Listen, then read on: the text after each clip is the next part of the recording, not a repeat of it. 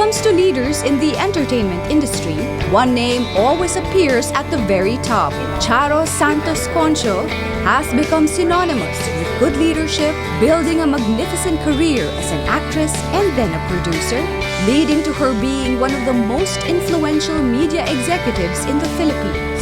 After retiring from her executive position, Charo made a comeback to acting, bringing international acclaim to the Philippine film industry. Today, Charo is back on the big screen where she returns to her horror roots. Leading Women speaks to a woman who defines the word leader, Charo Santos-Concio.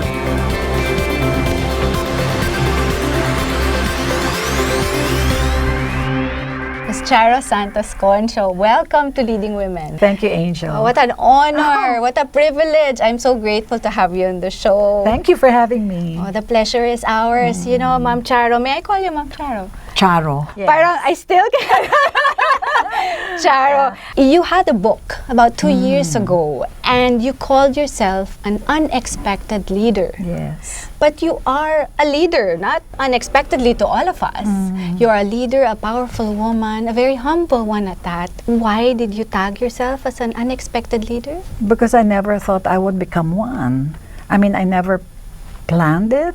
I just worked hard, followed my passion, listened to my heart. I guess I slowly developed into the role, but I never really expected that I would be a leader one day of a content company at that. What was the role that you wanted for yourself during that time? I finished communication arts. Growing up in Calapan, Oriental, Mindoro, I would listen to all the radio dramas, go to the theater every Saturday and watch all the double features. I watched all programs when finally we had a black and white TV set from sign on to sign off. And I was a fan of all the great movie stars. I guess there was that interest in the world of entertainment, in the world of show business. But I never really thought that I would enter the world and be in front of the cameras, you know. But when I got to college, martial law was declared and all the media establishments closed down. And so I said, ay naku, wala na akong trabaho. Since I'm the daughter of a doctor,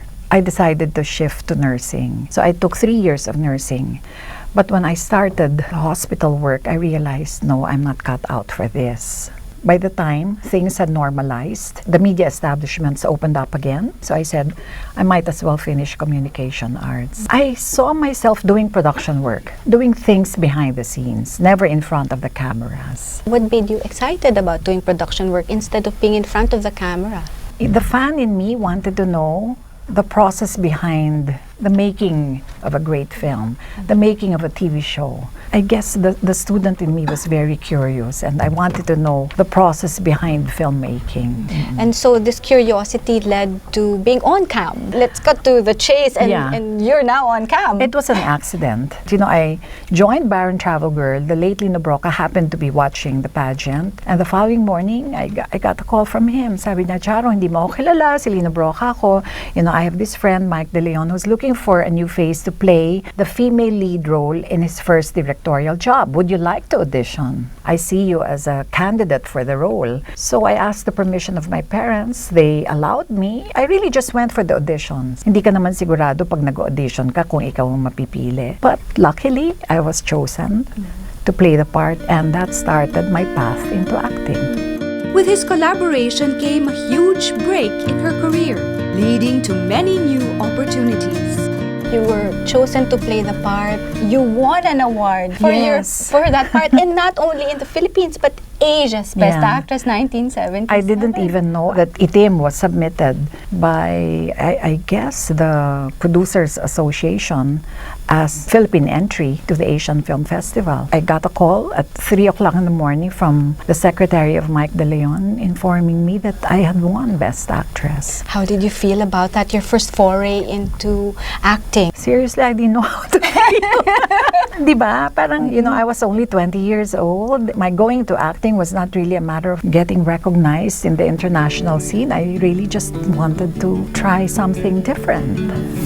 Coming up, Charo talks about why she decided to return to acting and what kind of role she's playing in her new film. Next on Leading Women.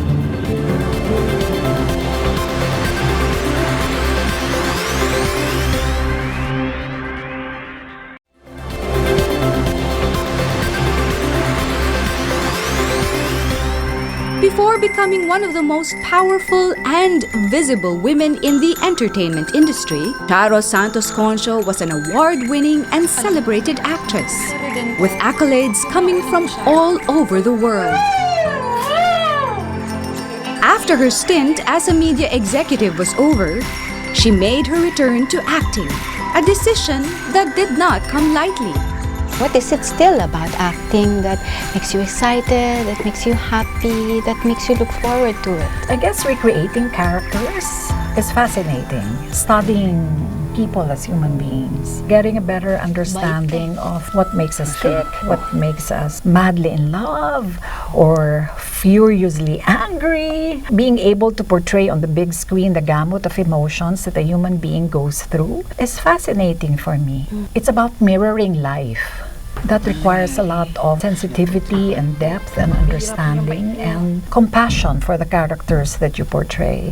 You mentioned you were 20 during that time. And ang sabi nila na pag umaarte, may balon na pinaghuhugutan ng mga emosyon, ng mga nararamdaman, ng mga experience. At 20, did you experience these emotions already that was into the character when you played it in? In my first movie, I played the role of a provincial lass. So, laki akong probinsya. Alam ko na simple ang buhay, payak. Provincial people are very authentic. They're not jaded. They trust easily. There's a sense of purity and kindness in their hearts. I really just recreated my understanding was of what a provincial lass is. Moving forward, as I was given more challenging roles, I also had to study. I had to read up on the characters that were offered to me. I asked a lot of questions. I also am a listener and an observer. I detach myself from my biases and appreciate the person for who or she is. Parang you're doing a character study na rin. I guess if you're in the field of acting,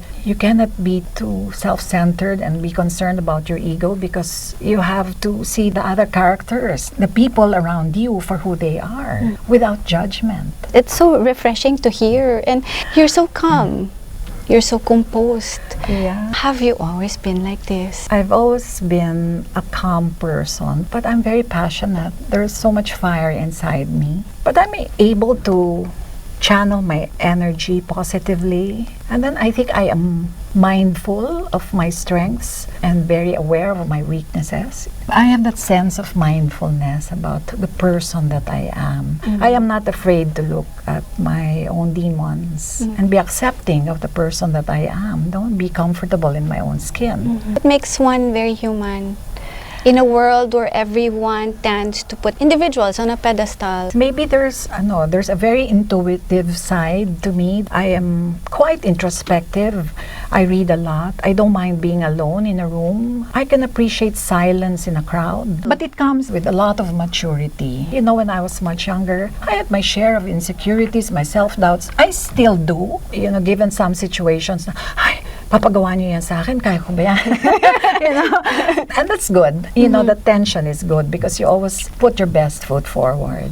You don't take anything for granted. You work hard, you study hard. But as you go through life and you start making the mistakes, you fall flat on your face, you get up, you fall flat again, you get up again. You learn that the best part of living is being authentic. It's being true to who you are.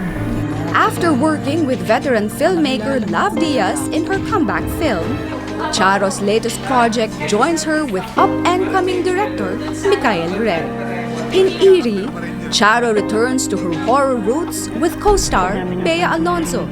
Nalinya kayo, the first one, Itim, was a suspense. Yes. And then Kisap Mata was also suspense. Yes. This is the 70s, early 80s. Yes. And then now in 2000, you're back with a suspense film, a horror film. Yeah. I love horror. Films? With horror kasi, you know, there's demonic horror, there's ghosts. The akin, yung Kisap Mata kasi is psychic horror. Masakit here yun.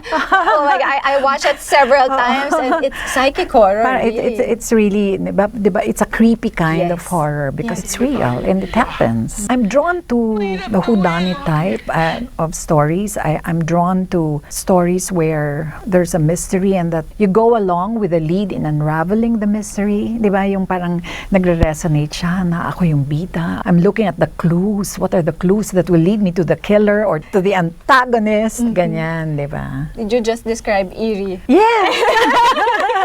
Yeah, eerie is a horror genre. It's set in the 90s before the onset of social media. It's about a clairvoyant guidance counselor who unravels the mystery behind the deaths in an exclusive all-Catholic girls institution. I play the role of Sor Alice, who is the headmistress in the institution. And the conflict is conflict between faith and science. I represent faith. I may understand what humanity is all about, but my hands are tied. I am constricted by the rules or the dogma of the institution that I represent. What was it like working on this project? It was a breeze. When Mikael read, he pitched the premise to me. I saw that he knew what he was doing. He had a clear vision about his material. He gave me the confidence. As a performer, you also get that energy from your director. Working with Bea was also a very pleasant experience. She was only 13 years old when I met her, and she has grown into a very intelligent, empowered, intuitive actress. She's very professional about her work. Next, Charo talks about her impact on the industry and gives advice to the next generation. Coming up on Leading Women.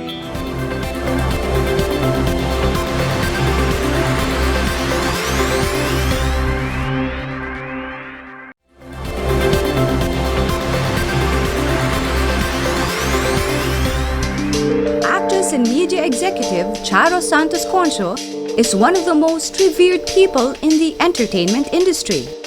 But she's first and foremost a family woman. And she lovingly talks about having a lot of time to spend with her children and grandchildren. One of the many roles that you play is being a grandmother. Yes, and I love being a grandmother. Yeah, I have 3 now with Francis, my older son. Carla is my daughter-in-law, and I have 2 beautiful granddaughters and 1 very, very cute grandson. Curly hair, I saw on the page. Yeah, and my other son just got married last year, so yeah, I'm looking forward to having more grandchildren. Oh, nice, the growing family. I use the word play because I know you play a lot with your, your grandkids, and you spend a lot of time with them. I'm rediscovering the world from their perspective. They're introducing me to a lot of new stuff. They're also in your social media. We speak of social media. You're very active. The reason why I went into social media is because the world is changing. Well, I'm with a content company. I have to stay in touch with my audience, what the audience wants, diba? The changing landscape in the world of digital technology. And I also wanted to experience what it's like to be out there, to be so open, not necessarily be liked by the world. Whether at home or in the office, Charo aims to mold those around her and push others so that they may realize their full potential. As someone who has made a major impact in the industry, Charo has a lot of advice for those that will come after her. Hopefully, in my own little way, I can inspire the younger men and women who are joining the world of entertainment to find that courage in their heart, to continue to believe in themselves, even if the whole world hates them. Because it can crush you. It's become a very mean, cruel world, and it can be crushing to a lot of our young artists. Hats off nga ako sa kanila eh. When you talk about courage, when you talk about going through a lot of pain or going through judgment, my God, they go through judgment every day. I really just admire them that they're able to transcend all the hate. They just try their best to look at the positive things also that the world has to offer. Because I still believe at the end of the day that there's so much more good in this world. Sometimes we can be in a position of power and say na, hindi, gawin mo yan, kaya mo yan, ano, and yet be spared from the same experience that your students are going through. I wanted to go through that same experience with them. So I will have the moral authority to tell them, it's okay. You don't have to please the world. Live and let live. Diba? Some people are very private. It's okay. They don't care. don't judge those who are enjoying it. Let's just be happy for each other. How do you protect your family from that world that you just described? I protect them by empowering them, preparing them to face the realities in this world. No, I guess as a young girl, I was empowered by my father. My father and my 4 other siblings na babae, kasi 6 kami. So we're 5 girls and 1 boy. So my father told us, I will not be with you forever. You have to learn to fend for yourselves. I think it's the same value I will hand over to my grandchildren. Learn to fend for yourselves. Find that courage in your heart and in your mind. For as long as you're doing the right thing, it's okay. It should be okay. And you're not stepping on anyone's toes. What do you love most about Charo today?